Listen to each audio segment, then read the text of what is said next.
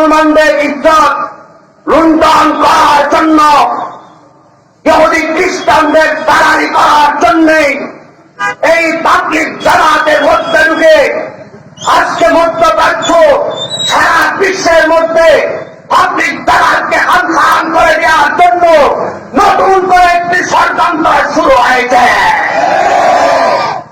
আর সেটা হলো এই সাতপন্থীদের ছত্রছায়ায় বাংলাদেশের মেয়ের সহায়তা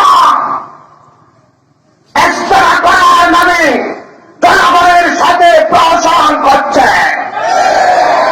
সংগ্রামী সাহায্য বন্ধুগণ, পরিষ্কার করে বলে দিতে চাই, এই জমিন ওলামায়ে কেরামের জমিন, ওলামায়ে দেওবন্দের জমিন।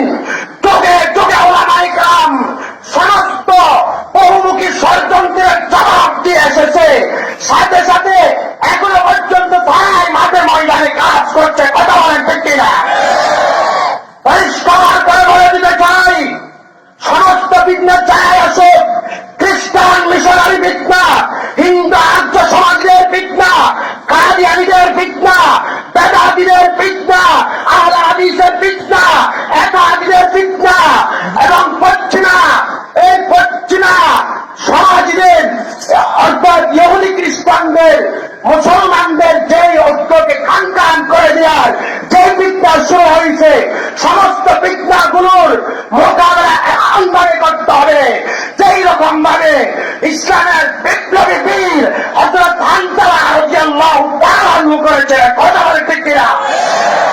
পরিষ্কার করে বলে দিতে চাই, আমাদের সেই বিপ্লবী বীর আমির হামজা হয়ে মাথায় কাপড়ের কাপড় পরে মাঠে ময়দানে আল্লামা আহমদ শফী সাহেবের যখন আহ্বান করবে, সাথে সাথে মাথায় কাপড়ের কাপড় বেঁধে নামিয়ে পড়ার জন্য কারা কারা প্রস্তুত, আল্লাহকে দুহাত দেখিয়ে দেয়।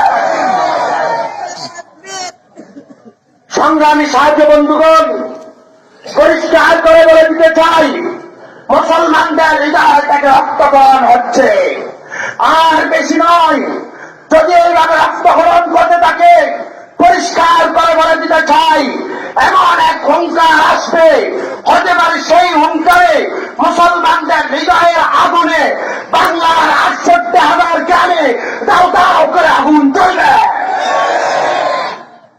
সংগ্রামী সাহায্য বন্ধুগণ, আর দেরি করছি না, আমাদের পাহাড় সৌন্দর্য নিয়ে এই ইমানের সহিত থাকতে হবে।